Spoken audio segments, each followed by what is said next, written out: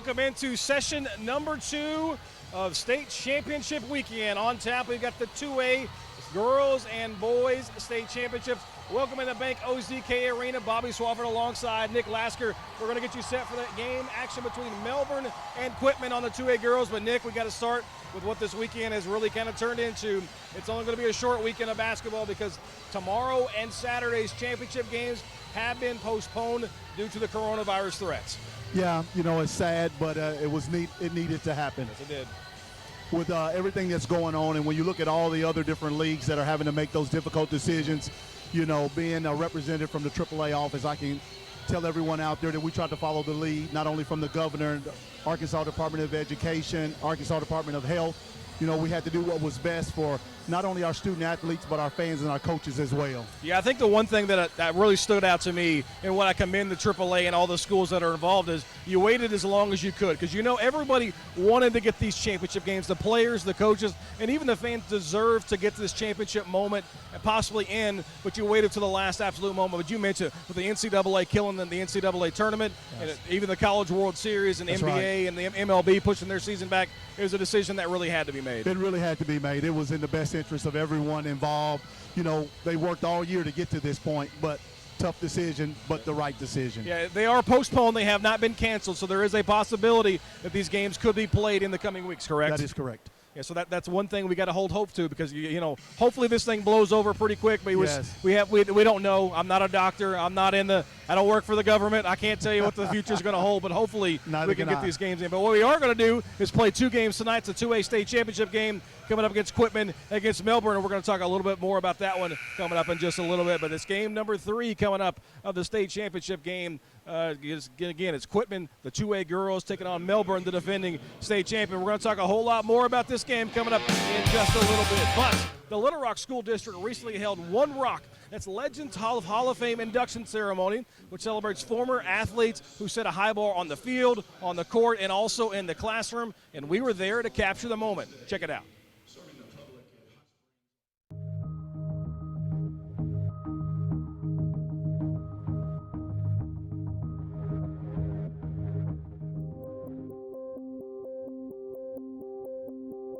Well, we're here to honor the Little Rock School District One Rock Legends Hall of Fame. There's multiple schools in Little Rock School District, but we're honoring them all together. That's why we call it One Rock. What this does is recognize the kids that came through the Little Rock School District, through the public school system, and were able to achieve great things. When kids can see it, they think they can be it. So we try to give them what we call identifiable role models.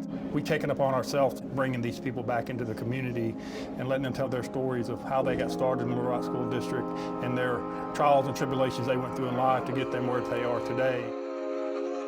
It's about kids in the community, and that's what we have to do and get really a grip on, helping to raise our kids in our community. So we try to encourage them along their journey and to give them a path. Without guidance, you may be directed the wrong way. Idle time for anyone is very dangerous, and too much idle time is even more dangerous. So participating in sports, or you could be playing chess, you know, the debate club, it's something though. The more things that you can have to do, the better you are, and it keeps you focused on something. It's really bigger than the game. You live a lot of life without the sport, so you know, it teaches you a lot of things: how to share with others, how to be a team, you know, how to solve problems, you know, how to get along, how to not to quit.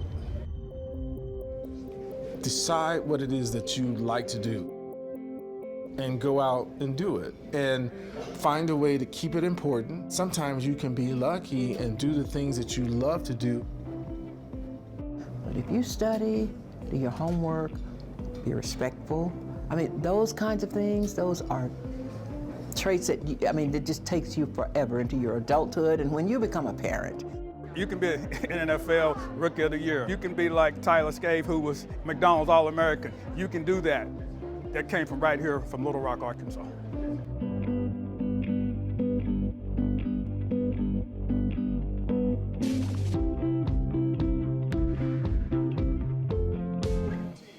Congratulations to all the inductees. The ceremony is part of the 6th and Goal Model Up program, which supports academic progress through extracurricular activities. Again, a big congratulations to all them. And one of these teams is going to get a big congratulations later today. It's the 2A Girls State Championship matchup. Melbourne is taking on Quitman, and we're going to bring back Nick Lasker. And Nick, anytime you have a defending state champion, they're going to be the favorite. It's Melbourne, and they've looked at it 33-2 this season. They've been pretty impressive. I think they'll be very impressive. They have the experience. Obviously, they know how to win. They're back here again. I'm quite sure they know what they're doing. Yeah, well, I was looking at the schedule kind of leaning up to this contest. They've been battle-tested. Even though they won a state title, they know what it takes to win here in Hot Springs. They loaded up the schedule. And a lot of times you see that with the team that wins the state championship. Exactly. You know, you have success. You come back the next year. You want to make sure you prepare those young ladies for the ride and for the grind again, and they've done that, and thus they're back here again. Yeah, Quitman is the challenger. They're 30-3 on the season, and we see it a lot of times. These teams put in bids strategically to host the state tournament. Quitman was the 2A host, and because they knew their girls had a chance to get here to Hot Springs, and here they are. That's right. You want to set your young people up for success. Quitman did that. These young ladies know how to win as well. 30 wins, that's a lot of wins. So they're preparing themselves to take home a state championship. Yeah, if you don't know anything about these two teams and you don't want to do a lot of research, you look at the height. You look at the size factor. Who's going to dominate in size? They both got a 6-footer. They both got a couple girls who are 5'9", 5'10". So let's just go ahead and point out the captain obvious moment. Free throws and turnovers likely going to decide this one. Exactly. You want to control pace of play. You want to make sure you get the ball to your premier players, your starters, and then great defense. And rebounding and free throws always carry you. When you look at who wins a title, it's maybe not the superstar that necessarily puts you there. It's the role players who step up and have a big game that could put you there. That's so true. I've always said that, you know, when you get on a stage like this, you expect your big-time players to play big time, but there's always that person you may not have been expecting that will step up and get that steal, make that free throw, grab that clutch rebound. All right, it's almost game time for Nick, Bobby here in the pregame show. We'll be back at halftime. We're the talent. Now we're going to send it to the pretty guys. We got Scott Inman and Wes Moore courtside who got the game for you. Fellas? You two were the ones on camera for most of that pregame show, so I think they're the pretty guys, not us, but we'll take it from here, I guess. What a great game this is going to be tonight, Wes. I look at this matchup and reading about these two teams for a while. Speed versus size. Speed from Quitman, size from Melbourne, defending champs from Melbourne. They've knocked off Quitman, so Quitman's got a chip on their shoulder from earlier in this year. It should be fantastic. Yeah, and two teams very familiar with these surroundings, too. Recent history, they've been to Bank OZK. Melbourne, as Wes mentioned, the defending champ, and Quitman was here just 3 years ago, winning in 2017. Just to familiarize yourself at home if you're not familiar with these teams, Quitman is in black and gold. You can see Quitman across the lettering. And the Bearcats of Melbourne. As we get set to jump center, and we're underway in the 2A Girls State Championship game. 2 more games, and that will be it for the weekend. It was supposed to be tip-off Thursday. Instead, it will be the finale night. And Melbourne has won the tip, and they go right inside. That is Jenna Lawrence, a very talented freshman. She'll get the ball a lot tonight. They give it back to her, but she's stripped to the basketball. And our first jump ball of the night will turn it over to the Quitman Lady Bulldogs. Doesn't take long to look at the size that Melbourne has. They're a much bigger team, but the speed of Quitman helped force that turnover. Melbourne's going to try to get it right back, and they get a hand in the passing lane. Good full court pressure, the zone press, but up ahead is Johnson. And this is Haley Bennett. Back between the circles to Taylor Jo Hooten. Get familiar with these names. Neither team is going to play a whole lot of players. About 9 expected to play for Melbourne as that 3 off the mark, and the rebound hauled down offensively by Autumn Johnson. But there will be about 11 players play for Coach Timothy Hooten's Lady Bulldogs. Both teams still trying to crack the scoring column. Lucy Holland with the pull-up. Badly off the mark, and after it's tipped, it's pulled down. The rebound by Kinley McCarn. And McCarn is fouled at midcourt. Both teams coming out, man-to-man defense. And you saw right away that Quitman is going to shoot the ball from the outside. And their coach said before the game, Timothy Hooten, that they must shoot well from the outside to have a chance to win this game. Kylie Webb, a 5'3" junior, brings it across against Autumn Johnson. The outside jumper is off the mark from the talented freshman Jenna Lawrence, and the rebound to Quitman. Lady Bulldogs 30-3 on the year. Out of the corner, the three is off the mark. It was contested. May have had some bearing on that. And look at the effort by Taylor Joe Hooten to go to the floor to get the rebound. But it will be a jump ball, and Melbourne gets it back. That's twice, though, that Quitman has used a little bit of their quickness to gobble up an offensive rebound. Got one possession, that time they get a tie ball. You mentioned in the open these two teams hooked up once already this year. November 21st was the date, so it was early on in the season. Hard to draw a lot from that, but Melbourne won that game 59-43. Bearcats have rattled off 23 in a row, out to a 33-2 record.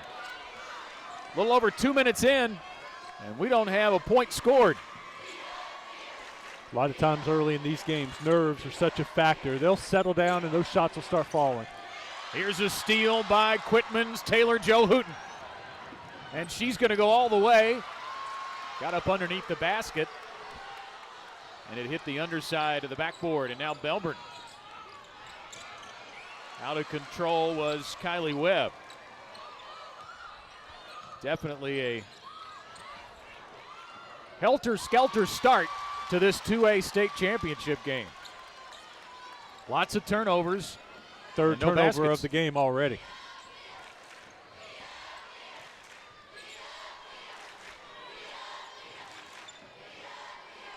Both teams sticking in man-to-man. They're getting after each other. No zone for them, just straight up man. McCarn passed up a backdoor cut pass there. Back out Kylie Webb. Now Josie Roark. Trying to find a gap in this defense. Quitman has held serve very well underneath Lawrence. The kick out high, now a three from Roark. Lawrence, the putback is off the mark, and here come the Lady Bulldogs again. Autumn Johnson has it rejected out of bounds. Someone will score, I promise you. Both these teams average in the high 50s. But you look defensively, they both do a really good job. That's what I was going to say next. They're allowing only in the 30s.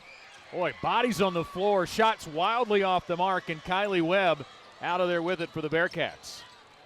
Now Melbourne allowing 34.5 per game. That three ball skims off the side of the backboard again. And Quitman averages giving up about 38 a game. So defensively, they're very good, both these teams. A drive by Holland, and Holland scores it, and she draws the foul. What a great job by Holland. She catches the ball up high, a much bigger defender on her, so she takes her outside, drives around her, gets the basket and the foul. Smart heads-up play by Holland. We have reached our first timeout of the 2A girls state title game. Lucy Holland will be at the free throw line when we come back to Bank OZK Arena in just a moment. You're watching the Centennial Bank High School Finals on Arkansas PBS Sports. We want teachers to use our films and to use the resources it took to write those stories in their classrooms and on PBS Learning media that's available. For people who are inspired or whose interest is piqued on a topic by virtue of watching one of our films, we want them to have avenues to learn more. That's why we made the film. And we know that with PBS, that's going to happen. Broadcast of this championship game is made possible by the Cherokee Nation, our people, our culture, our history, our future. To learn more, go to visitcherokeenation.com and say hello to the Cherokee Nation. You'll find us at the end of a lot of long country roads, covering over 60% of the great state of Arkansas to provide reliable power to over 500,000 homes, farms, and businesses. The Electric Cooperatives of Arkansas, your local energy partners. John's Honda, your hometown dealer for sales and service of Honda motorcycles, ATVs, Honda generators, and Honda lawnmowers. Family owned and operated since 1967, John's Honda offers factory certified technicians and experienced sales staff. Which team do you think will win the matchup today? Support your team by voting in the next 10 minutes on the Engage Arkansas PBS app. It's available in the Apple Store. We will share the results live on air as well as our favorite comments on the fan wall. Lucy Holland finishes off the three-point play. And the Lady Bulldogs strike first here in the 2A girls title game. One more to come. There's another hand in the passing lane as Hallie Bennett knocked it out of bounds, and Quitman really active defensively here early on. I wondered when we might see a little press, but I guess, Scott, you can't do it until you make a basket or make a free throw to set up the press. So they finally made a basket, and now here comes the press. McCarn with a nice crossover all the way to the rack, but it rolls off the back of the iron. And Autumn Johnson out of there with it. She's in trouble with the double team. Gets out of it to Hallie Bennett. Up ahead to Taylor Jo Hooten, and she traveled with the basketball off the left wing. Got a little excited. I think that's part of the nerves. They'll settle down and quit trying to move too fast, but here they are setting up in the press again. Bearcats in last year's state championship game beat Riverside handily, 48-23. They were in control from start to finish. Good position down low, but Roark can't connect. The defense for Quitman just stifling right now. Here's a drive by Carson Rackley. They bring it back up top. Autumn Johnson, the three is off the mark. Good position that time for the rebound by Josie Roark, and she's going to be pushed from behind. The foul is going to go on Quitman's Carson Rackley. Melbourne right now is 0 for 7 from the field. They're 0 for 2 from the three-point line. Quitman not much better. They're 1 of 9 from the field, so these two teams have combined to go 1 for 16 in the first 10 minutes, 10 seconds of this game. You mentioned the nerves, but, man, the defense has just been stifling for both sides. Open on the wing is Kylie Webb. She cans the three. It will be waved off. She'll be called for a travel. Little bunny hop, and I think Coach Hooten helped the official right there make that call. He was right there in the ear of the official who blew the whistle. And here's a steal by Melbourne, taken away by McCarn. Got her own miss. Dangerous pass knocked out by Autumn Johnson. Great hustle from Johnson just to get a deflection, to get a fingertip. If not, maybe they catch it wide open three and the lid comes off the basket. Right now, they just can't buy a basket. They need to see the ball go through the hoop. You know, that's not a stat that's tracked, but hands on passes, deflected passes ought to be a stat. It's definitely helping Quitman's effort out tonight. Kylie Webb back out. Kinley McCarn. That's the three-pointer, and Melbourne has tied the game. Desperately needed that shot. You could tell from where we were sitting. That ball was pure the whole way. Good shot.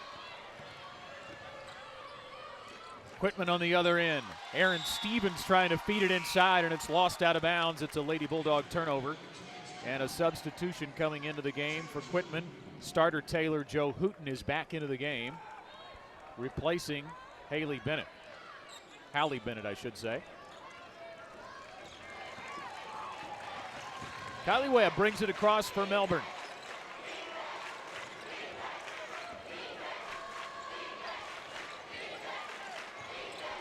I'm surprised they haven't been able to get it inside a little bit easier.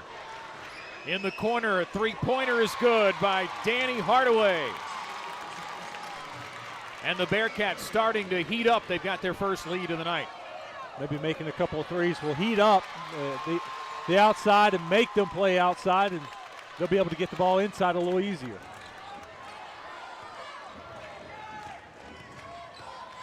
McCarn with the kick out. Another three off the mark. That one launched by Hallie Weaver, and a foul on the rebound.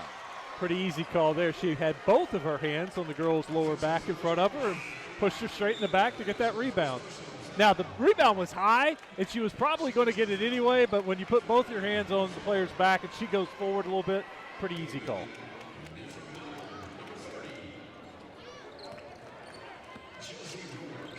Melbourne showing that pressure again. Quitman handles it. Haley Trawick into the game. Almost dribbled into trouble, but was able to pass out of it. Now the drive by Holland again. And Holland is fouled and will go back to the free throw line. She's the only player on either side to shoot one right now. Pretty similar to the first time she got to the free throw line. She catches it up at the high post, puts her head down, drives to the basket using that left hand, and is able to draw the foul. Kylie Humphreys called for the foul, number 15. Holland, a 5'8" senior. Quitman has 4 seniors in their starting 5. 8 seniors overall. Yeah, very experienced team.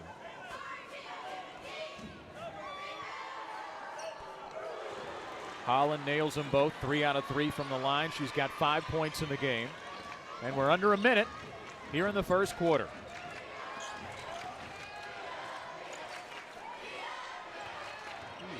Nice crossover again. Webb has done that on multiple times, but she couldn't finish the shot again. Kind of had a bad angle to launch it up there with one hand. Melbourne stays in the front court.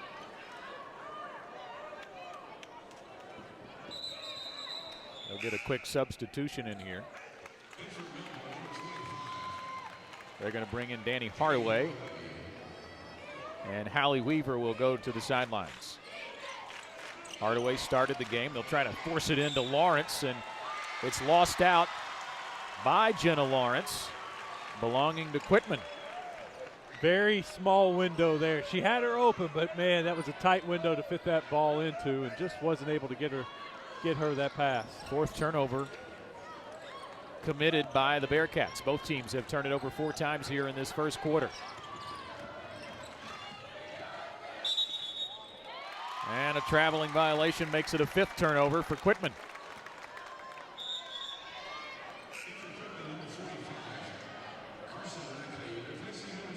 Carson Rackley back into the game, replacing Haley Trawick.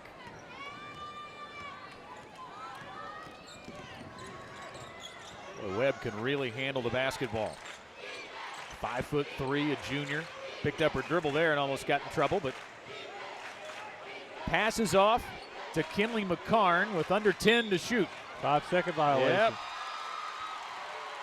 She just stood there holding the ball while the defender was close enough, and the official was standing next to her counting, and he got to 5, blew the whistle. So 8 seconds now for Quitman, and they quickly get it into the front court, losing her footing, Hooten, and the ball goes out of bounds. Is anybody going to get a shot off in the final minute? 11th turnover in the first quarter for both teams. It's going to be a long shot from Webb from the half court. And it's off to the left as we've reached the end of the first quarter. It's a defensive game so far in the 2A girls title game. Melbourne by a point. We're back with the second quarter after this on Arkansas PBS Sports.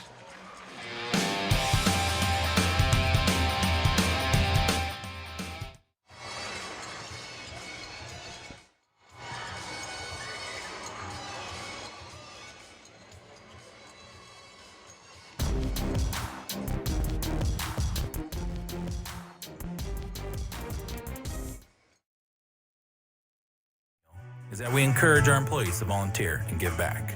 That's why our bankers are often seen around town involved in activities that have less to do with money matters and more to do with supporting others. From charity events and disaster relief to Chamber of Commerce and civic activities, we enjoy rolling up our sleeves and helping make our community a better place. See for yourself the difference our local commitment can make. More information available at mile100bank.com.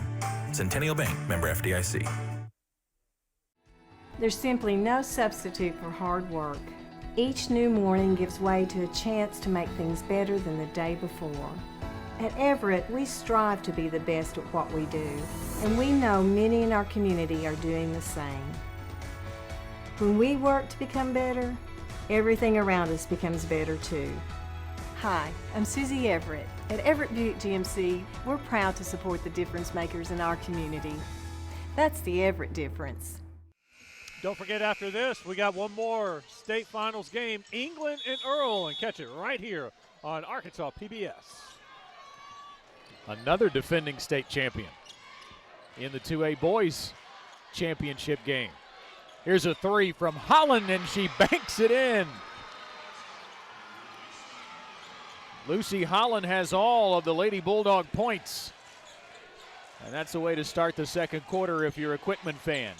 A three to counter on the other end. Hits the bottom of the net for Kinley McCarn. We only had 3 made shots in the entire first quarter, and we just saw 2 shots made back-to-back possessions. You had the feeling they were going to heat up at some point. That three-pointer is rejected by Jenna Lawrence. And a scrap for the loose ball. Melbourne out of there with it. 50 blocks coming into this game on the year for Jenna Lawrence. And again, she's a freshman, 6'2" freshman, already has an offer from Arkansas State. She's short with the 15-footer, got her own rebound, but misses again. Taylor Jo Hooten into the paint. Boy, they are fearless, these guards for both schools, and she's going to draw contact and go to the line. She did a great job of avoiding contact there. It looked like Melbourne wanted to set up, try to take a charge, but a little sidestep, gets away with it, draws the contact, and she will go to the free throw line. Where she becomes the first Lady Bulldog, not named Lucy Holland, to score a point.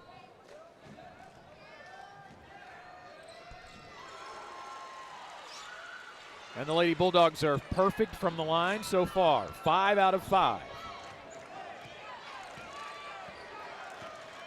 And another lead change in this one.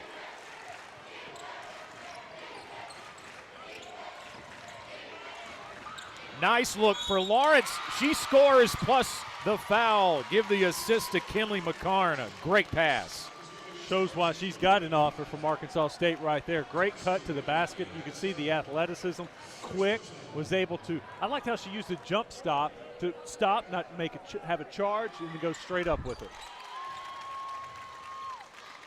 Frustrating start for her too. She'd had some good looks, couldn't get the shots to go, had some shots altered, and now gets a steal. She stays with it. She leads the break. The dish and the bucket by Danny Hardaway.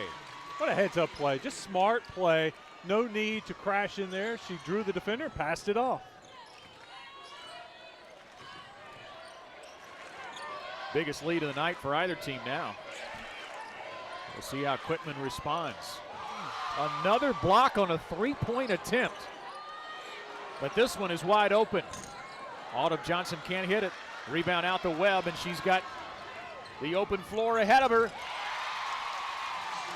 Coach Hooten wants a timeout. Yep. He didn't like what he saw there.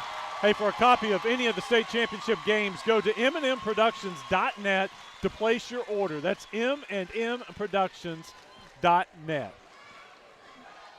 And we will stay here. That's a 30-second timeout. So the action will stay here in front of us. Boy, Melbourne in their third state title game. That's head coach Eric Teague, leading his squad to a 33-2 record, 14-0, perfect in conference. Title last year in 2019. They also won, the school did, in 1973. Their average margin of victory in the playoffs has been 20.7 points per game. They won every contest by double figures. I'm impressed with their 2 losses. This is a team that's 33-2, but one of their losses came to a team that's was scheduled to play for the 6A state championship. And then the other is the number 2 team in Oklahoma right now. So wow. They've lost to 2 big schools, and that's it.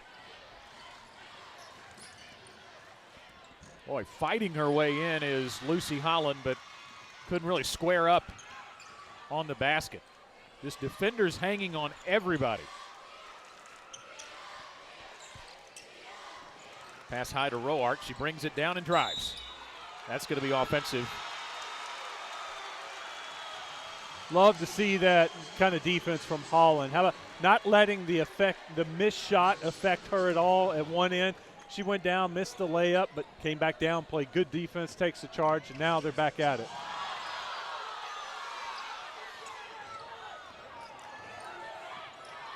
Melbourne fans wanted to travel there in the backcourt. Got it there. They got it there on Gracie Smith as she tried to make a drive towards the basket. There's just kind of a frenetic pace. It's just the pace of the game is really quick right now, and the guards are dictating that, but the defensive side of the ball, the guards are also creating a lot of turnovers. Really good, interesting matchup there in the backcourt.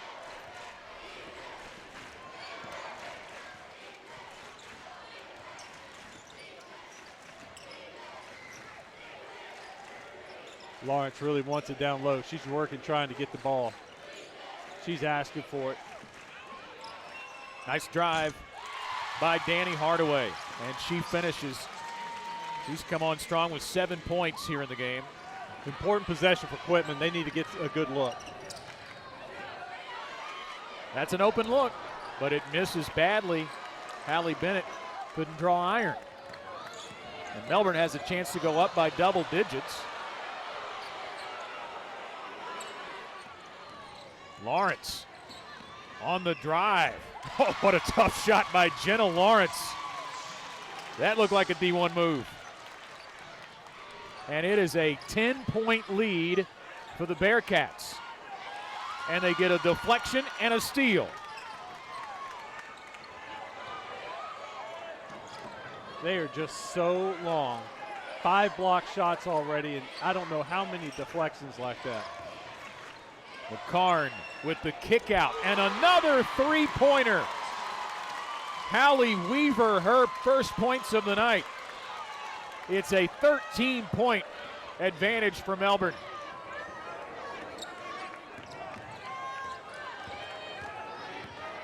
Coach Hooten was yelling at his girls. He wants them to go. He wants to pick up the pace, speed the pace, beat this press, get down the court, try to get some easier shots, because when they get in the half court, this length is giving them all kinds of problems. Open three-pointer off the mark by Taylor Jo Hooten. And here come the Bearcats looking for more.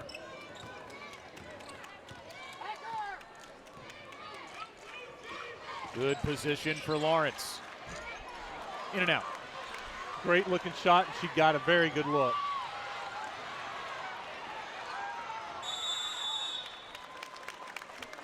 A jump ball. And the possession arrow will give it back to the Bearcats. It's been all Melbourne here in the second quarter. Back to Bank OZK in a moment. You're watching the state finals on Arkansas PBS Sports.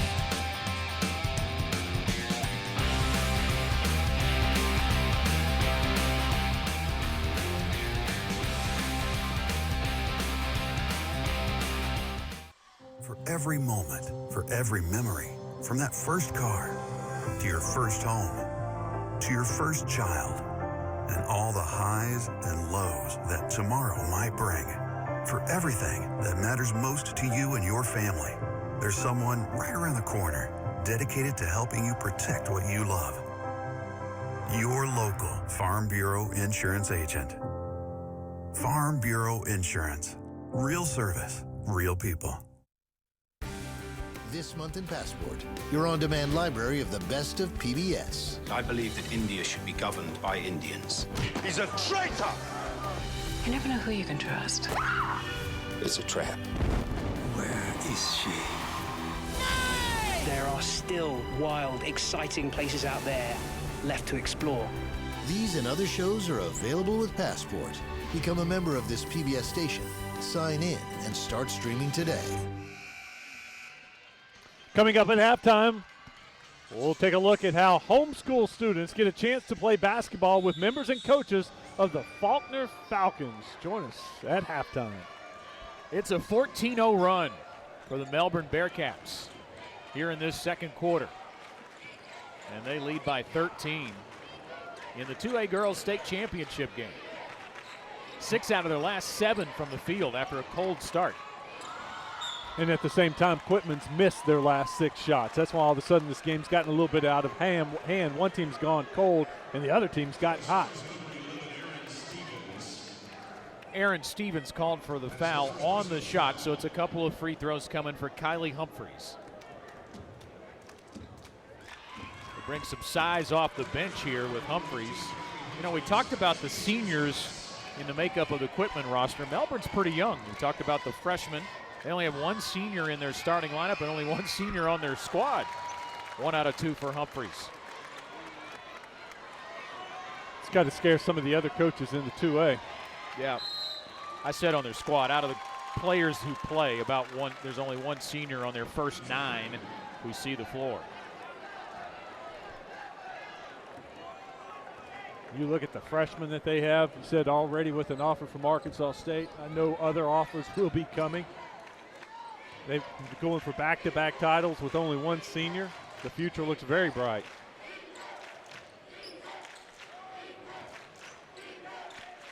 Kinley McCarn is the other player who has an offer from Tennessee Martin.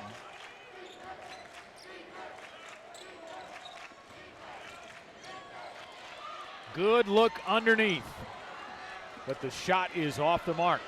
Oh, and that's a long pass ahead, connects with Gracie Smith, but the shot is partially blocked again, and Melbourne out of there with it again. The transition defense looked like they were really late getting back, but they recovered well.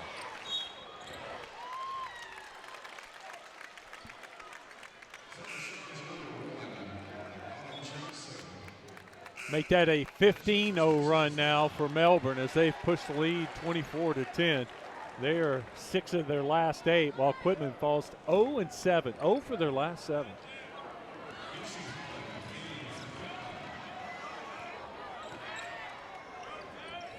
Jenna Lawrence back in the game, and she cans a three-pointer. 11 points per game for Jenna Lawrence, and she's on her way. That gives her 8 tonight. Driving up the baseline, Lucy Holland looked like she was going to lose control, but regained it and put it up and in. Lucy Holland trying to keep them within striking distance. She's got 10 of their 12 points. Webb off balance and in. Kylie Webb's got 4.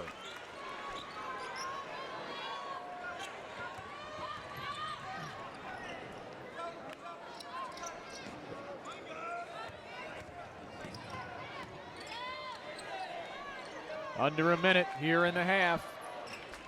Good position down low for Lucy Holland. She's just trying to put the team on her back right now. That's 12 for her, 12 of the 14. Yeah. And all the field goals.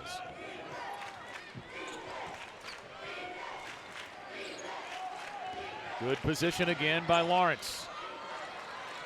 Kick out, three-pointer, got it. What a great pass from Lawrence. Catches it down the low post, doesn't have anything. She looks around, finds the open player. Perfect pass, nails the 3. Are you sure she's just a freshman? She doesn't play like it. Melbourne, meantime, 6 out of 9 beyond the arc. That's a big part of this game. Final 5. Holland's going to drive, and the shot blocked by Lawrence. And that's going to do it for the half. Quitman led 10-9. But since that point, it's been all Melbourne. And the Bearcats lead 32-14 as we head to the intermission. Back to Bank OZK Arena in just a moment. You're watching the state finals on Arkansas PBS Sports. There is no parallel for this election in 2020. Trust is everything. There will be a respectful and fair exchange of ideas. PBS has held a special place in people's lives. People trust us. We need to understand what's going on. We need to go behind the story and under the story. Not just to find out what happened, but why it matters. 2020 will be a political roller coaster, but viewers can count on PBS to be there every step of the way. Hi, Roger Scott for Big Red Stores. Big Red Stores is proud to support high school athletics and to sponsor these high school championship games. Over 40 Big Red Stores are located throughout Central Arkansas, each one staffed with our team members who have participated in games, marched in the band, or led the spirit teams in cheers. And now we are pleased to bring families, schools, and communities together. Big Red Stores, now more convenient than ever. Enjoy the games. Welcome back into Bank OZK Arena. It's halftime of the 2A Girls State Championship game when the second quarter is all Melbourne. Bobby Swafford here along with Nick Lasker. And Nick, that last second 8 minutes, whew, it was not pretty for Quitman. No, couldn't make a basket and gave up many baskets. Yeah. You look at a 26-9 second quarter, and you mentioned a 14-0 run. A little slow start for both these squads, but the defending champs look like the defending champs. Both teams started off extremely slow, and then Melbourne kicked it in.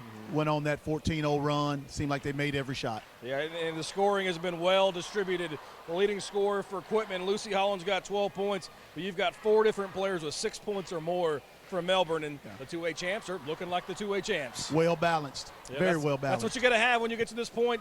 Again, it's 32-14, the Lady Bearcats, and that's Bearcats with a Z. The defending state champs got a big, comfortable lead. Well, homeschooled students don't play competitive sports, and we're going to talk about that in just a little bit because you know what? We're going to take a quick timeout. It's halftime, and the Melbourne Lady Bearcats got an 18-point lead. More for the 2A state championship game right here on PBS Arkansas coming up. Broadcast of this championship game is made possible by the Cherokee Nation, our people, our culture, our history, our future. To learn more, go to visitcherokeenation.com and say hello to the Cherokee Nation. You'll find us at the end of a lot of long country roads, covering over 60% of the great state of Arkansas to provide reliable power to over 500,000 homes, farms, and businesses. The Electric Cooperatives of Arkansas, your local energy partners.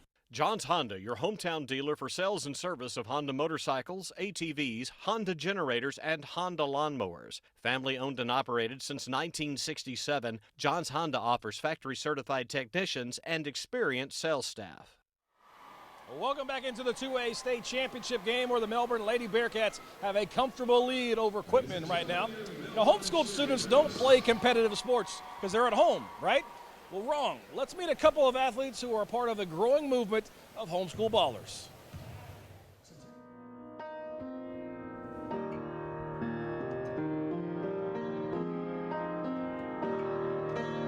A typical day for me is very busy. Usually, this has probably been my busiest year.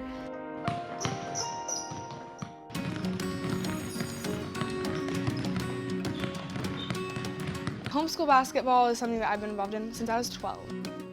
Monday, Wednesday, Friday, we have practice. So on mornings that I have practice, I get home, I eat and shower and get any school done I need because I kind of have classes periodically.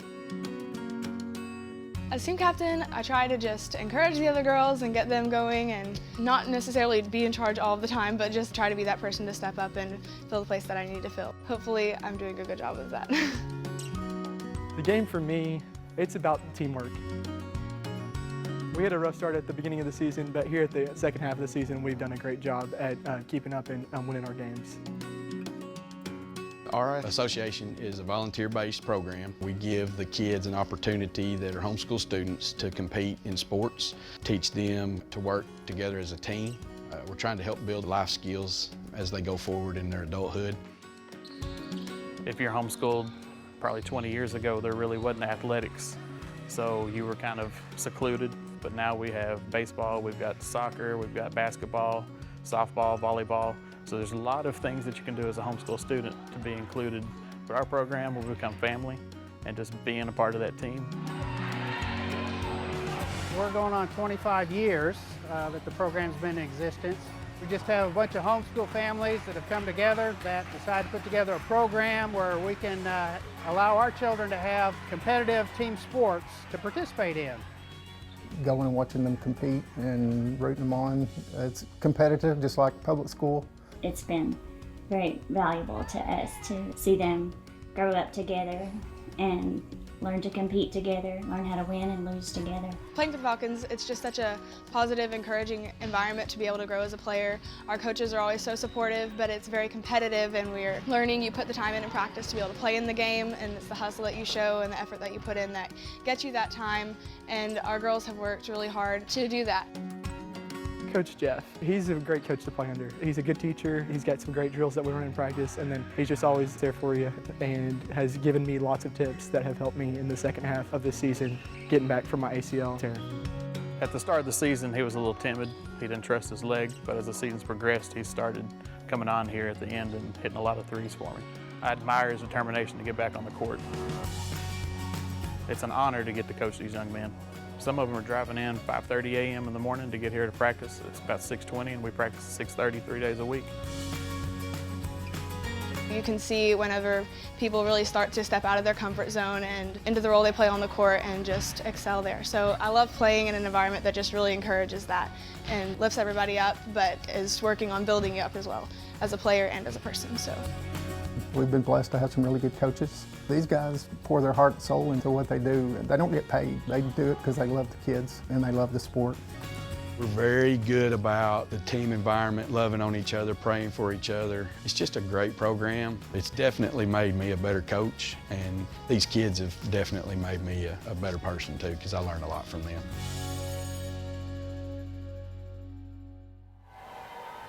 Student athletes in the best sense. The Faulkner County Homeschool Athletics Association is one of several leagues in the state that offers basketball, volleyball, and other activities. Well, we're just getting warmed up here at halftime of the 2A Girls State Championship game where Melbourne has a comfortable lead on Quitman. We're going to take a quick look at the players of the game, both on and off the court, coming up, so stay tuned.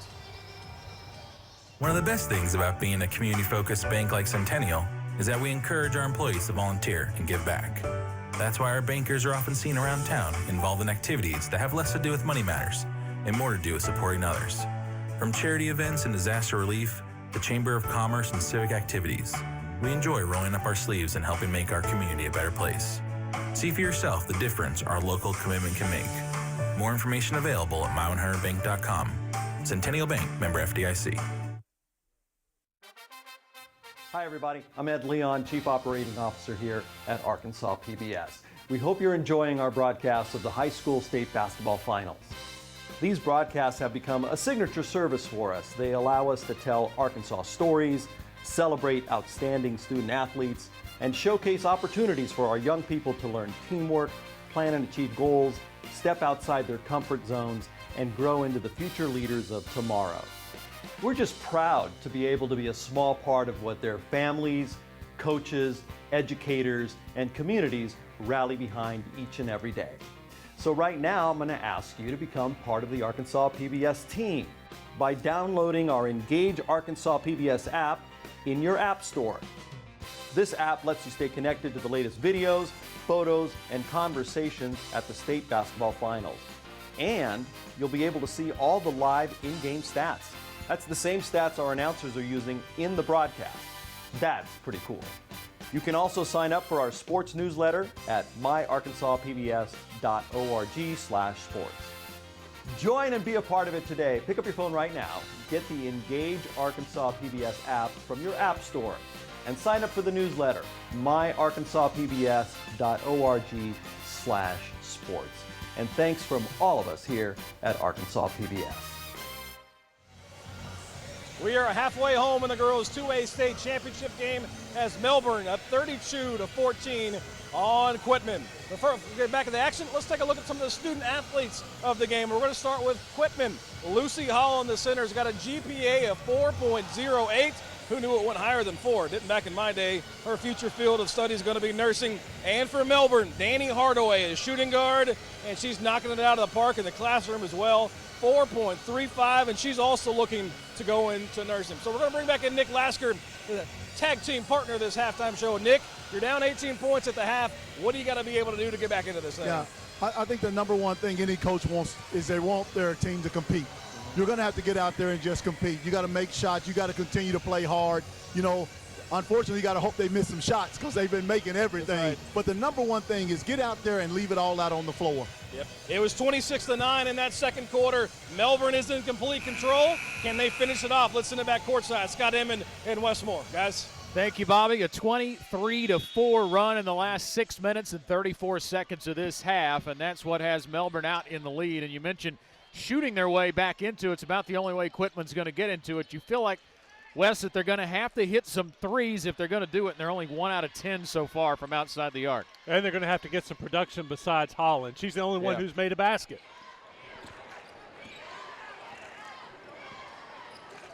Second half, I'm going to also, well, there she is, the lady of the first half with Lawrence. 13 points. I want to see if she can get a triple-double. She's got 6 blocks in the first half. Wow. Came in with 50 on the year, so that may be one of her biggest block parties of the year. This is Kenley McCarn dribbling. Goes around a screen by Lawrence. Now the kick out. Three-pointer on the way is long from Roark, and Quitman dodges that early bullet.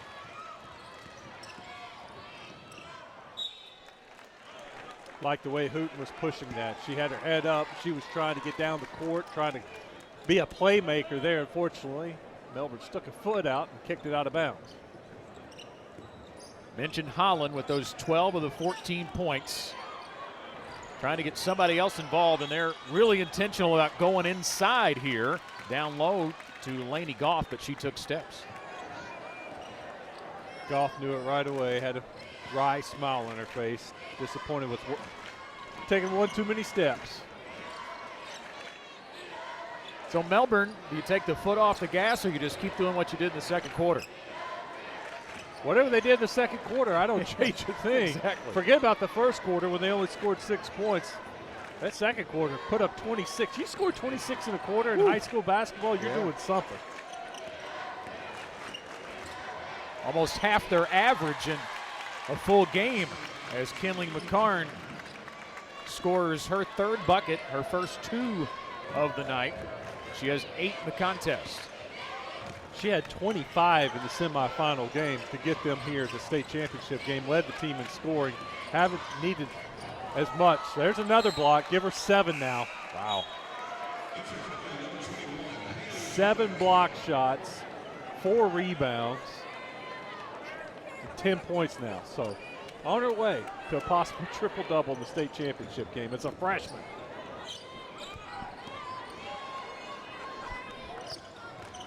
Here's a drive by Holland, and her shot is altered by Lawrence. Did she get a hand on it? I think it was close.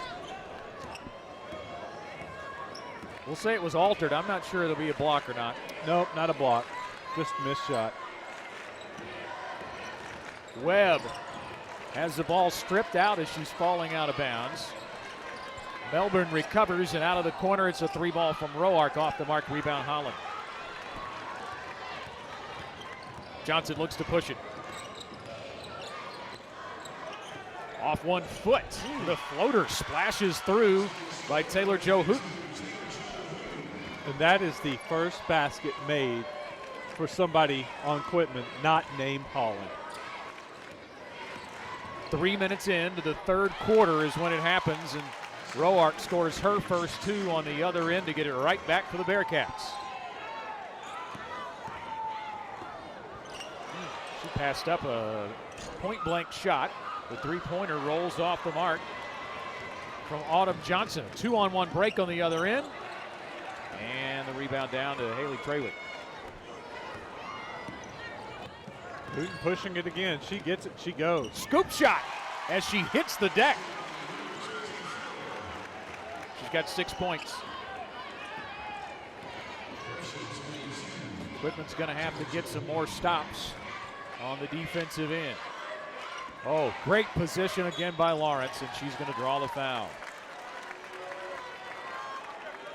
Boy, when you can get positioned that far into the paint, that is tough to stop. And as she gets older, as she gets stronger, more experience, she'll finish that. She won't let the foul, the bump, cause her to miss the shot. She'll go ahead and finish. 11th point of the night for Lawrence. 11 points, 4 rebounds, 7 blocks. She's got a steal also, 2 assists. It's a pretty good night.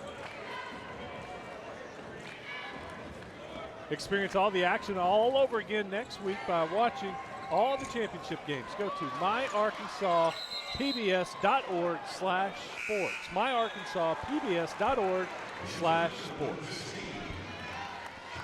Jenna Lawrence is going to get a break. And Kylie Humphreys back into the game for Coach Teague's Bearcats. They are rolling right now. They have now doubled them up. It's 37-18. They lead by 19.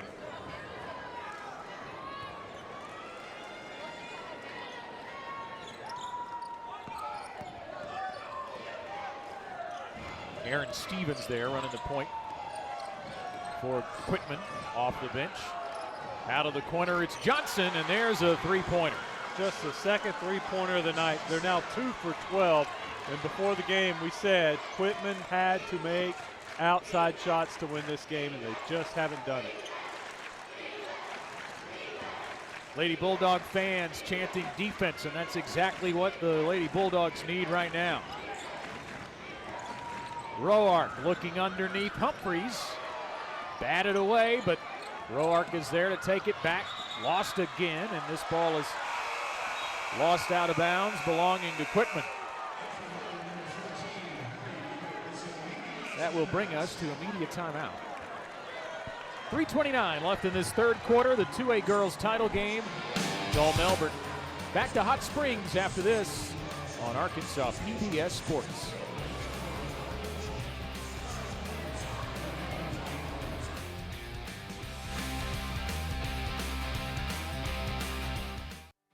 Arkansas PBS has a great opportunity to receive $20,000.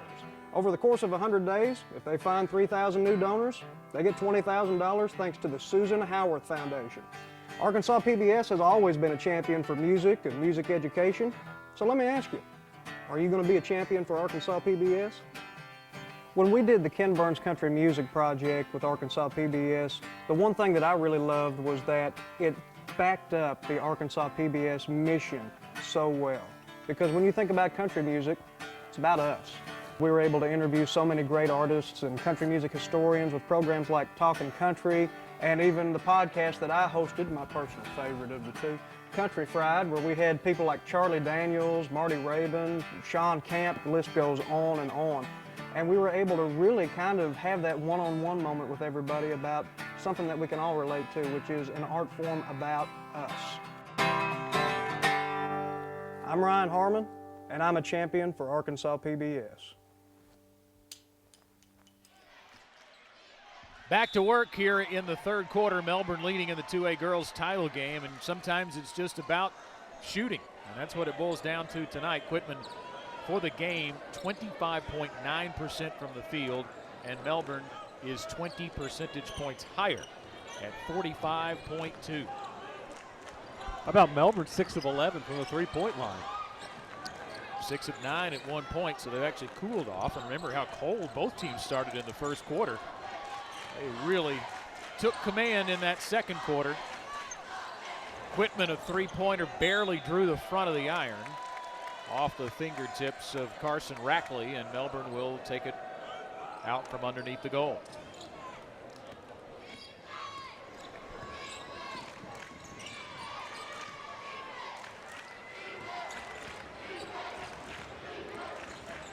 Ask Eric Teague about the strengths of this Melbourne team as that shot drained from about 17 feet by Kinley McCarn, and she's now in double figures with 10. He said hard work and team chemistry. You see that on display, both of those here tonight in the title game, and that's going to be a foul. A reach around on the ground. Carson Rackley had possession of the basketball, and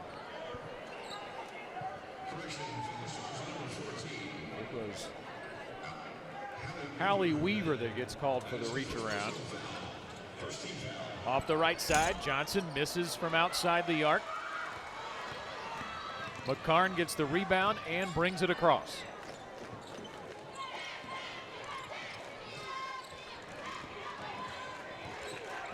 I really like Kylie Webb. She is so smooth outside dribbling the basketball. That three-pointer from Weaver won't go, but a nice cut by Roark. Finds the post player Kylie Humphreys, who hangs and hits. She turned to her teammate and said, nice pass. She gave her the credit. That was a great setup. And it's a 20-point lead for the Bearcats. Quitman is running out of time. A pushing foul against Melbourne. Goes against Weaver again. Two quick ones for the junior from correction. Yeah, two fouls on Weaver. So Jenna Lawrence checks back into the game. Kinley McCarn is going to go to the sidelines. Tough place for Quitman to get the ball inbounds and run a play. They're on another scoring drought, 2.5 minutes this time. Wow. Hard to believe they led 10-9 at one point in this game. Driving the pull-up, not there for Holland. She got her own miss in a triple team. Throws it out of bounds, but the officials say Melbourne player touched it last. So that would be, on my math, a 32-11 run. Wow. 32-11 run for Melbourne. Pretty impressive since that first quarter. The problem if you're Quitman now, you can't take a lot of time in the offensive set. We're down to 1:10 left in the third quarter. Johnson dribbled it off her foot. Another turnover. First games today were pretty good ones. In the 1A girls title matchup, Kirby beat Viola 49-42, and Nevada beat Izard County 48-47 in a game that came down to the wire. So this is our first lopsided one. We had two great games this afternoon, Scott. You jinxed us. I brought it with me down from Little Rock, I guess. I hate to say it, this is the next to last game of the weekend. You hadn't heard already the announcement by the AAA that because of the coronavirus, they are postponing, not canceling, but postponing the remainder of the state tournament games. So from 3A girls on through the 6A boys, it will be for another day. Sounds like the AAA is going to meet tomorrow. They're going to discuss all their different options, try to gather some more information. I know there are a lot of questions about spring sports. We're going to discuss that. AAA is like a lot of people around the country trying to get a grasp of just exactly what we're facing. Another Quitman turnover, and Melbourne may have a chance to shoot it at the horn here with 18 seconds left in the third quarter. We haven't had a buzzer beater today, so maybe this is a chance for that.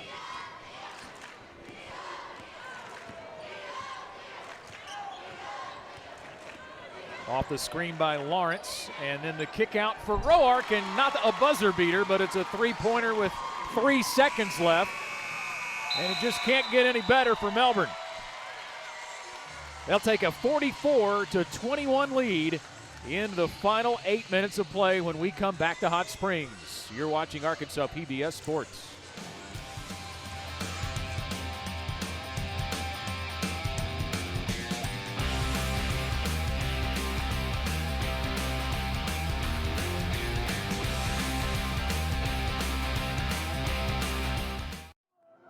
Broadcast of this championship game is made possible by the Cherokee Nation, our people, our culture, our history, our future. To learn more, go to visitcherokeenation.com and say hello to the Cherokee Nation. You'll find us at the end of a lot of long country roads, covering over 60% of the great state of Arkansas to provide reliable power to over 500,000 homes, farms, and businesses. The Electric Cooperatives of Arkansas, your local energy partners.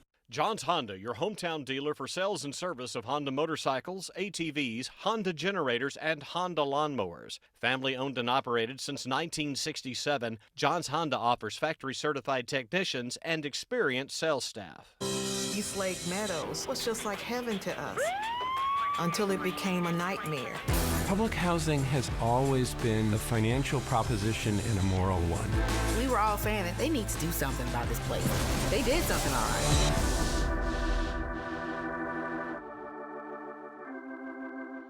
For a copy of any of the state championship games, go to MNMProductions.net to place your order. MNMProductions.net. Melbourne rolling to what certainly appears to be their their third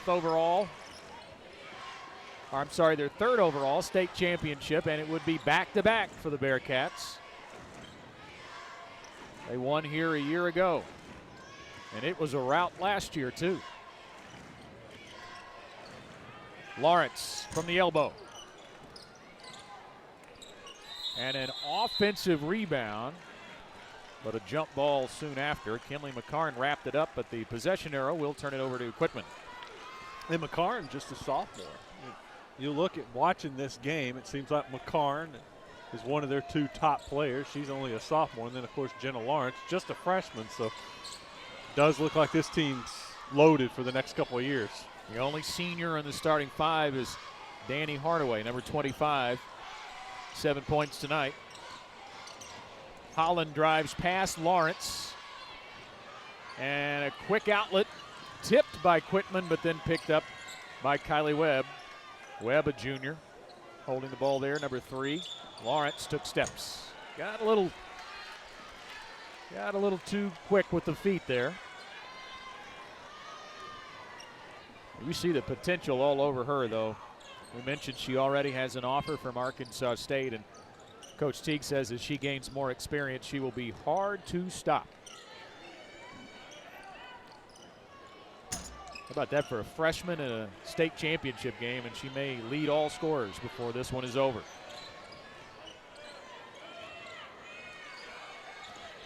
Do you give a freshman an MVP?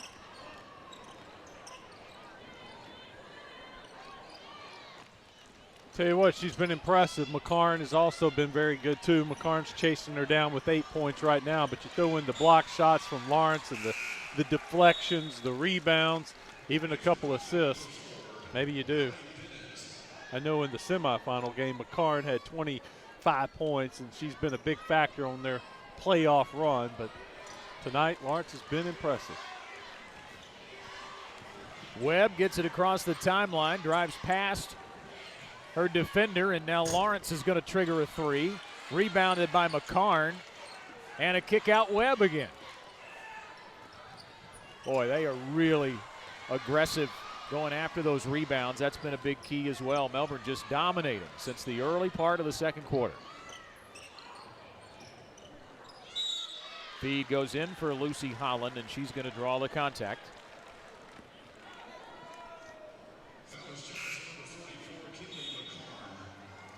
McCarn listed at 5'8". She plays a lot bigger than 5'8". I was looking at her next to Jenna Lawrence. Lawrence listed at 6'2", and McCarn plays bigger than her size, as indicated. McCarn's got 9 rebounds now for Melbourne. Lucy Holland banks it in. 14 points for the Quitman senior. 14 out of the team 23. And now she's going to commit a foul on the other end. That's 2 bank-in shots she had. Yeah. Maybe that wasn't an accident.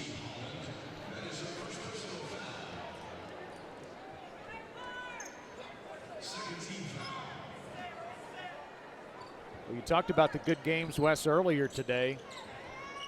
Could be another close one coming up after this one, the 2A boys title game with Earl and England. And England was in the double overtime thriller last year in their state title run, won the championship. So it's possible we'll see back-to-back twice tonight.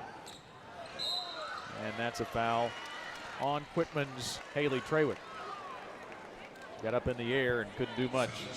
Good head fake that time by Humphreys.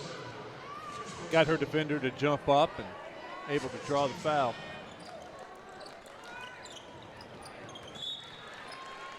Quitman still hustling. They're still getting after it.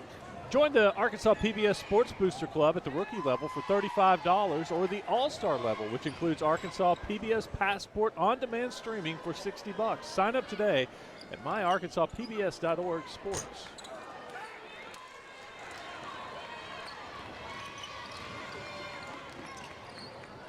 Autumn Johnson, her 3 is off the mark. And with bodies on the floor, another jump ball. Melbourne will get it back.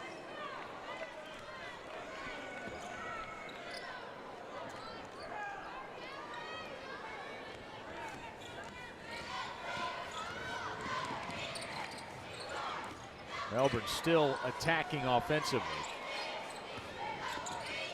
Boy, look at the crossover. She's been doing that all night long, and she finally gets rewarded with the layup with the left hand. Kylie Webb has 6. Nice move, and I really like finishing with the left hand. Fundamentally strong.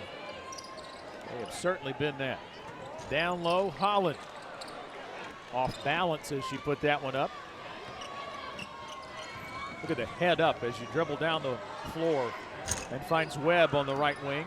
That three is off.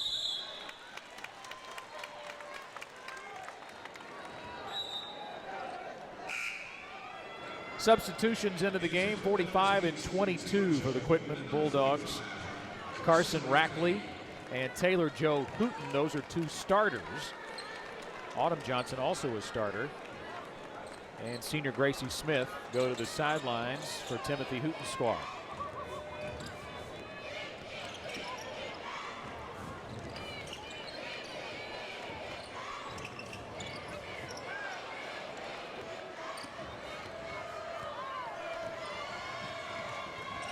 Webb pulls it back out. Three-pointer is blocked by Carson Rackley. Ill-advised launch there. And the Bulldogs quickly the other way. Short jumper in the paint's off by Rackley. I feel like the Bearcats will start burning some time here shortly. Not a lot of points here in this fourth quarter. There's a foul high in the front court. It was 44-21 at the beginning of this final period of play. So Melbourne up 5-2. 3:42 left. Back to Hot Springs in a moment.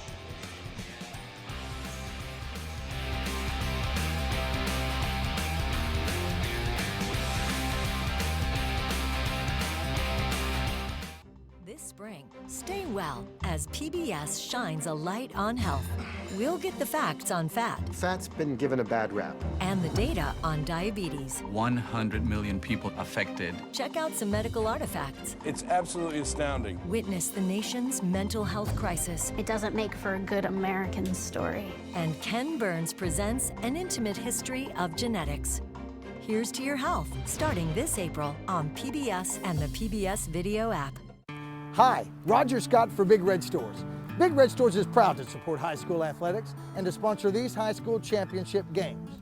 Over 40 Big Red Stores are located throughout Central Arkansas, each one staffed with our team members who have participated in games, marched in the band, or led the spirit teams in cheers. And now we are pleased to bring families, schools, and communities together. Big Red Stores, now more convenient than ever. Enjoy the games.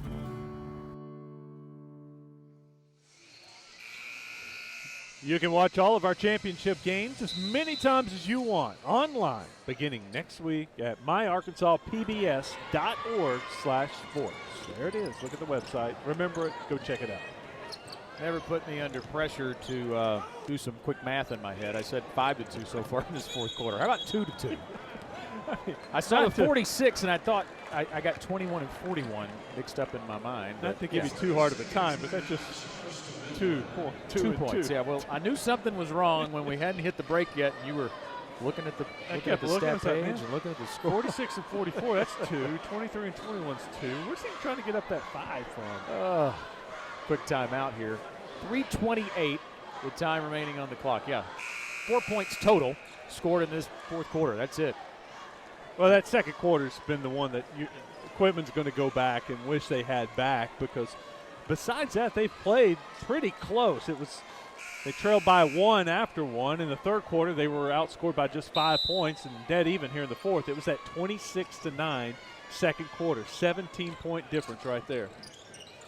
There wasn't a whole lot of turnovers. I think turnovers played a part, but I think it was just the execution offensively that Melbourne got in a groove and just couldn't be stopped there for a while. They hit a lot of threes. They did. They were 6 out of 9 in the first half, and all 6 of those pretty much came in the third quarter or the second quarter. 1-on-2. The layup is off from Hallie Bennett. Offensive rebound for Quitman. They just can't get it to go in the hole. It's just been one of those kind of nights, and I think part of the shooting woes is Melbourne's size. They're just, after you've had your shot blocked so many times, or you've seen your teammates' shots blocked so many times, it becomes an issue in your head, and you rush it. You try to shoot it a little quicker because you know here they come with those long arms, and you just try to get rid of the shot too fast. And when you speed up your shot, you're not going to make it. So how about that play right there? That is just impressive. We've spoken a lot about Lucy Holland tonight, but they're down 23 points. There's 2.5 minutes to go, and she's taking a charge. Yep. No quit in Quitman. Wonder how it would have gone if they hit a few more shots. Stolen by Danny Hardaway, and her shot is rejected out of bounds, but it'll be a foul on Haley Trawick. Quitman's her second. shooting percentage now down to 20%. They're 8 of 40 from the field, 2 of 17 from the three-point line. Both teams have taken 17 three-pointers. Quitman's made 2. On the other hand, Melbourne's made 7. You look at that, that's a difference of 5 three-pointers. I know you're not good at math, but 7 minus 2 is 5. You get 3 points for it. 5 times 3 is 15. There's part of your deficit right there, big part of your deficit. Well, Melbourne came into this game in their 35 contests with an average 24-point differential. They average 58-plus points a game while giving up only 34 points per game. You can redeem yourself. You know how many points they're ahead now? Well, let's see. 47 minus 23, right at it. Exactly why I said it. See, I was thinking ahead on that one. They're on their average. I'm just very impressed with this Melbourne team. Take nothing away from Quitman. It's a good team. I mean, they've got size. I mean, length for a 2A team. And they're quick. They can handle the ball as you're watching the point guard dribble around their back, crossing people over. Like the size that they have. And they're freshmen. You got a sophomore out there. They're going to be around for a while. McCarn's a good player. Yeah, no reason to believe they won't be right back here in Hot Springs next year. Again, the effort by both teams still coming with about 90 seconds to go, and it's a chance for a three-point play for the Lady Bulldogs. Been a tough night for Bennett. She was 0 for 3 from the field, 0 for 2 from the three-point line, but that was a good play for her right there. Strong, taking it up, gets fouled, gets the basket. Now she can get a three-point play.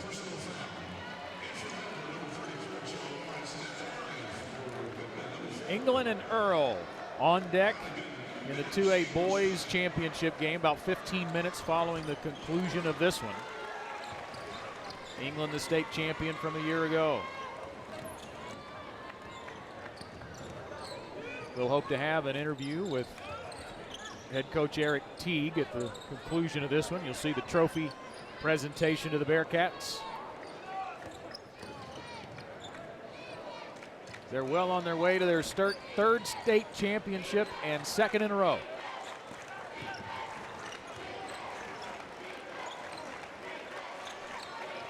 They're going to try to take it all the way down. You know, they had to wait 46 years in between their first state championship and their second state championship. Not near the wait for that third championship. The Melbourne fans on their feet now. They'll cheer for these final 45. They lost quite a few players off of their championship team a year ago as Hallie Bennett gets the steal and the layup on the other end. But they certainly reloaded. Got a lot of help from a freshman named Jenna Lawrence. And this young Bearcats team has been the last team standing for the second year in a row.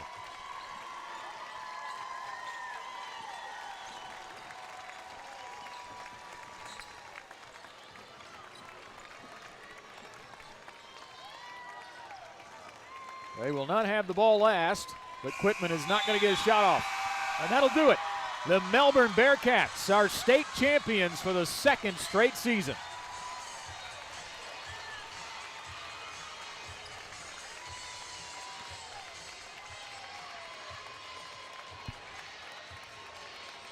Big second quarter gets it done for Melbourne. They outscored them 26-9. A 17-point difference, and they end up winning the game by 19. Huge second quarter. Pretty evenly played game in the first, third, and fourth quarters, but Melbourne gets it done in the second quarter and rides that big wave of 6 three-pointers to a victory. A lot of credit to that man right there, Eric Teague, for reconstructing the Melbourne Bearcats a little bit and bringing them all the way back to Hot Springs. They'll finish the season 34-2. And the Lady Bulldogs of Quitman will finish the year 30-4. Not only do they finish with 34 wins, they finish with 24 straight victories to close out the year. They weren't beaten in the regional tournament and then cruised all the way here to the state finals. Beat Quitman for the second time this season. And it's almost time for the trophy presentations. They'll present first to the runner-up, Quitman. Always kind of a tough walk up there. The emotion's still very raw of a loss, but it is a very big accomplishment, Wes, to finish second in the state.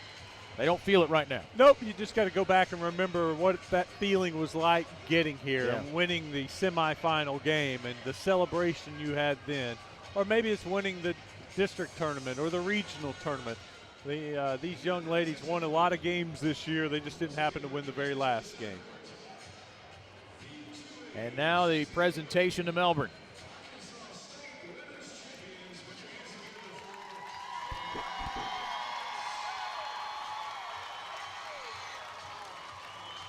Town of about 1,800 in north central Arkansas, just a few miles away from Batesville. A lot of that community here tonight, and I'm sure some of them watching back home. Getting the final numbers here as we await an interview with head coach Eric Teague. It was the shooting percentages, there's no question about it. Melbourne cools off a little bit towards the end of the game, only shot 14% in the fourth quarter, but right at 42% for the game, and Quitman just couldn't buy a basket, 23% for the game, and they were 2 of 18 outside the arc. I want to go back to that second quarter we were discussing earlier. In the second quarter, Melbourne made 10 of 14 shots. They were 4 for 4 from the three-point line. They made all 4 of their threes in the second quarter, and then in the on the free throw line they made 2 of 3. Take a look at your final stats with Melbourne winning 47-28. They shoot 41% from the three-point line, just 2 of 18 for Quitman, and that was one of the keys to the game. They had to shoot the ball well from the outside. Quitman had 2 more turnovers, 16-14, but take a look at the points off turnovers. When Quitman turned it over, Melbourne made them pay 20-8, a huge difference in points off turnovers. Rebounds pretty close to the same. Block shots, you see the 8 block shots for Melbourne. Jenna Lawrence had 7 of those 8 block shots. We are getting word that Kinley McCarn does win the most valuable player of tonight's game. She finishes with 8 points and 10 rebounds. The numbers for Jenna Lawrence, 11 points, 4 rebounds, and 7 block shots as head coach Eric Teague joins us. See if we can get you to put that on, sir. Welcome into our broadcast booth. Congratulations. We were just here about a year ago. It doesn't feel like it's been that long, but you did it again. Well, we were very excited about this. This has been tough. Yeah. I mean, defending state champions, I've never been there before, and they said it's tough, and it was. Yeah. Tell us about, we know some of the details, but not all of the players that were on the team a year ago graduated and moved on. They moved out of the area. You kind of had to reconstruct a little bit, didn't you? We did, and people don't really look at that. You know, we had our state MVP. She moved. Her dad was a coach, and we had another girl that moved that started most of the year for us and moved up a freshman. And end of the year, she really, really came around for us. And this team started grooving at the end of the year. It wasn't one of those teams that we were small and quick like we were last year. We had to adjust to that. We weren't blowing people out like we did last year with all our pressure. But these guys just grind it out, and they just know how to win. Jenna Lawrence, the freshman you were talking about, she was so impressive, Coach. There for a while, we started the triple-double watch, thinking maybe with the rebounds and block shots, she ended up with 7 block shots. But she's going to be very special. I think so. I think she's going to be a really, really good player. I think the last couple of games she's had 7 block shots, then 8 block shots, and now 7. But earlier during the year, she played like a freshman. But here at the end of the year, she has anchored our defense. The second quarter was the difference. It was a pretty even game until you went on that run in the second quarter. What was the difference? And I think our girls just settled down. Yeah. They settled down, and they settled our offense down. we were playing a little fast to begin with, and we slowed down and started taking quality shots, and, and the defense picked up too. 4 for 4 from the three-point line in the second quarter. You were perfect. That was big. Our kids they saw it. I said, what do we need to do this second quarter, guys, offensively? Kinley right here, she said, let's do a little kick and drive. They're diving in. We're going to get some open shots. I said, let's do it, guys. Yeah. And so they're kicking, getting some open shots, and our girls were knocking them down. That was a difference in that second quarter. We talked about it at the end of the third quarter. You ran the pick and roll. They were diving down, stopping the roll, and y'all just threw it out. Wide open three, hit it right before the buzzer. And that was big, and that's something we practice. We do a little pick and roll at the end of a game just to, see if we can get the roll, see if we can get our guy going to the hole, or see if we can get those kick-outs over there, and it worked fine. Well, she is patiently waiting, so we're going to get her on headset now. Kinley McCarn, the MVP of the state championship game. We'll talk to her. Coach, congratulations. Thanks for stopping by. We're going to bring her over now and talk to the MVP.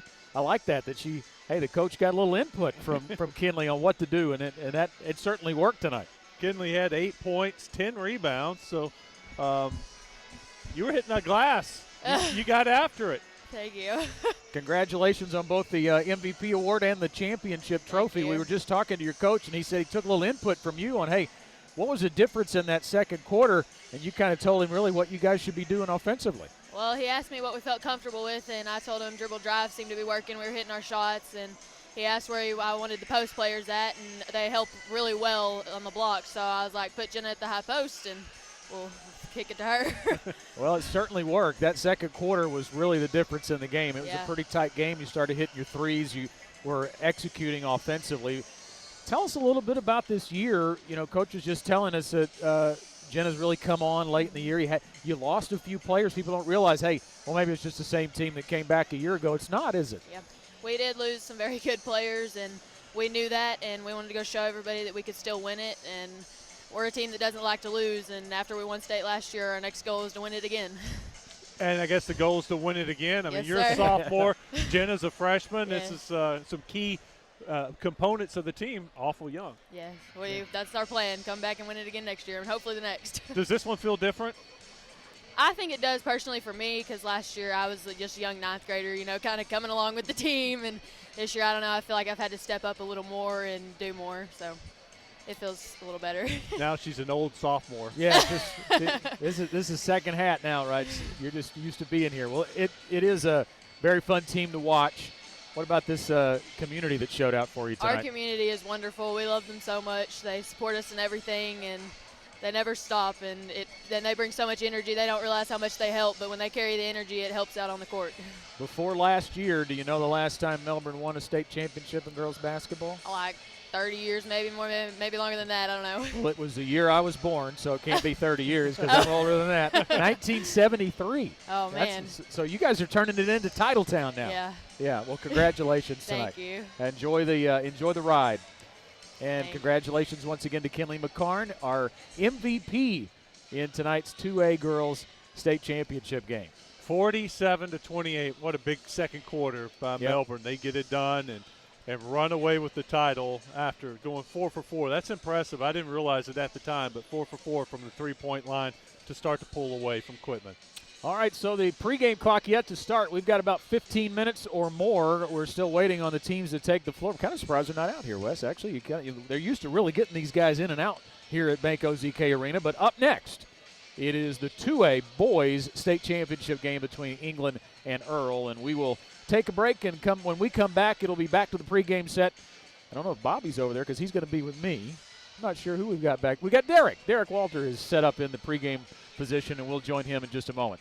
We'll take a break and be back after this on Arkansas PBS Sports.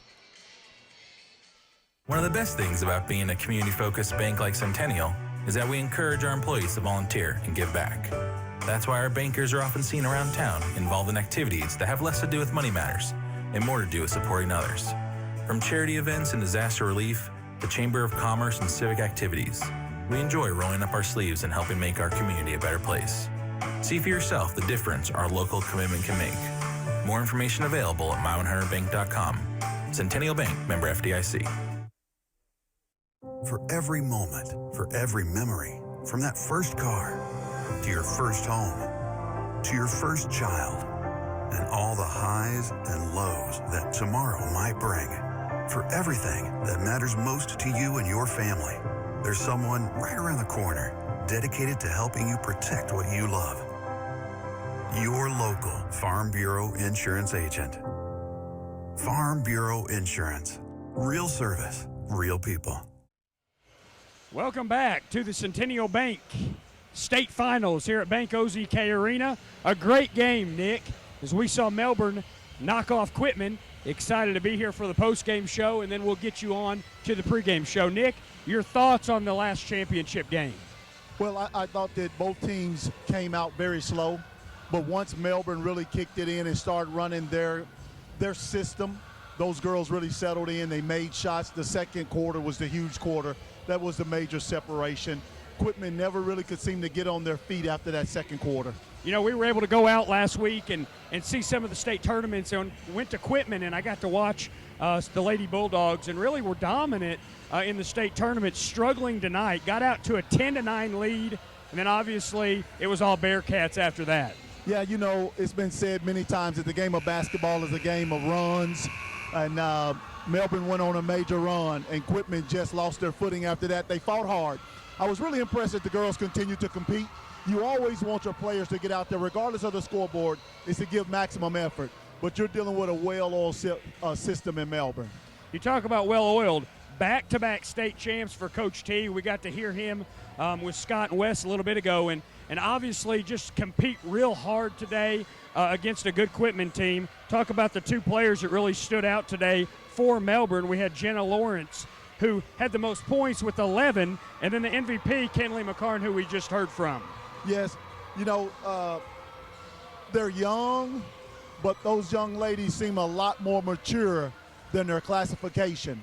McCarnes played well. She was very solid and actually very much of a leader on that ball club. You know, you have some freshmen that really carried some loads, but she was a solid piece for that.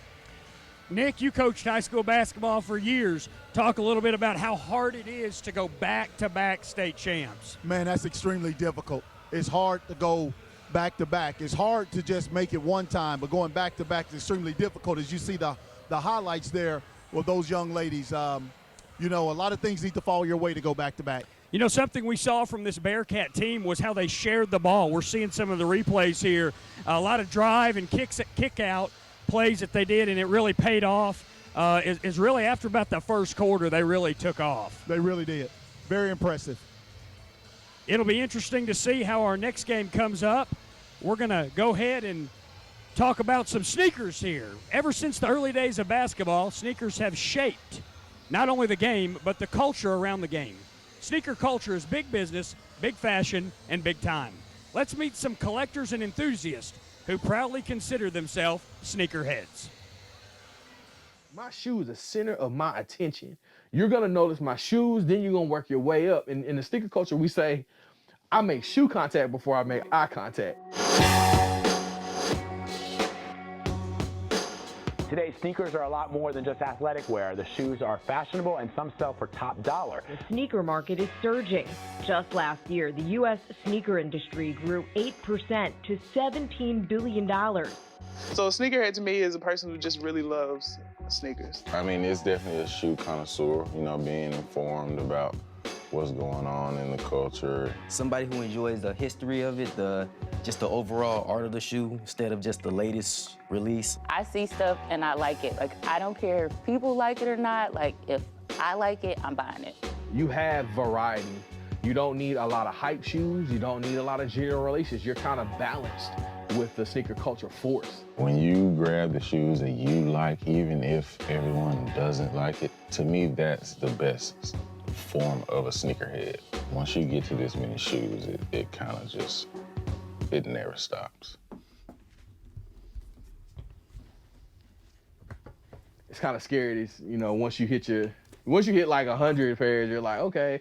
And you're like 300, you're like, how in the world do I have over 300 pairs of shoes? And it's weird. It's weird to me to even say it when people ask me, like, how many pairs of shoes you got? I like to literally tell them, I stopped counting at 300. Like, once you hit 300, like, it don't even matter no more. Like, you can't, I'm done. What's up, everybody? This your boy, Mr. Miller, checking in live from the basement of Miller's Corner. I want to be an influencer when it comes to Little Rock. Teach kids how to take care of their shoes. Teach parents how to buy the shoes economically. I've reached tons of people just talking about the culture. So I hope that this brand that I've built and my page and my influence grows to where people can be more united in the state of Arkansas. Good luck to everybody. Make sure you tune in, subscribe, like, share, do everything you need to do. Holla at your boy. I'm out. A good pair of shoes means a lot. I remember like when I was in high school, that's really when I started liking sneakers. It was like a confidence boost. And sometimes your parents, even if they can afford them or not, they just won't buy you sneakers, especially because they cost like $100. Options. This is a dilemma of the day. Which shoe do I pick? Vintage stuff is always good. My buddy, he ran across a old original pair of Jordans somewhere in like a thrift store or something. Was that never happens in the sneaker culture? You never run across shoes like that. I mean, they're original Jordans, so they're worth $2-3 grand at this point. It don't even matter if they're crumbling.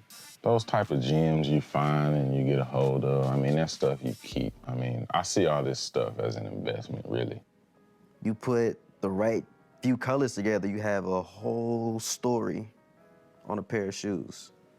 I don't like having the same thing everybody else has. Everybody has the latest J's, everybody had the black cements. That's when the epidemic of sneakerheads came around back in my high school time. So that was around the time I started trying to find different paths with the sneakers. So a friend of mine was like, you should start customizing shoes. First pair of customs I ever done was Dirty Breads, Dirty Bread 11s. Everybody loved it and then kind of stuck. I became the customizer of the school. I want to say later that year was a sneaker convention. Sold that pair of shoes. Made me feel really good. Oohs and the ahs and all that, I got addicted to that. So when I started collecting, my parents coached me to be, you gotta earn them. So, but also when I had to earn them, I also had to actually take care of them. And I teach my kids that, and even though I have a lot of shots with my kids, they value their shoes just because I want them to take care of them. They have their own cleaning kit, they can clean them, and it's just a bonding tool. Mm-hmm. But why do you like those shoes? Because they have blue on them and they have Michael Jordan on them. And then what's your favorite brand, Nike or Adidas? Nike. Oh, that makes Daddy happy. And it was just something that I just always wanted him to be like me. I just always wanted him to, if I'm shining, they shining. See myself as somebody who just wants to see people happy. I think I love reactions of people more than I do the shoe itself. End of the day, I would love to do this as me being a good person to people. Say birthdays, holidays, just give people. No charge involved. So when you rock shoes, that should be an addition to you. It should be an extension of your personality. It should be raising the bar of what everybody else is wearing. I just grabbed like 3 pair last week, so it kind of doesn't stop. So at some point I'm gonna outgrow this bedroom and it'll just have to be a bigger bedroom.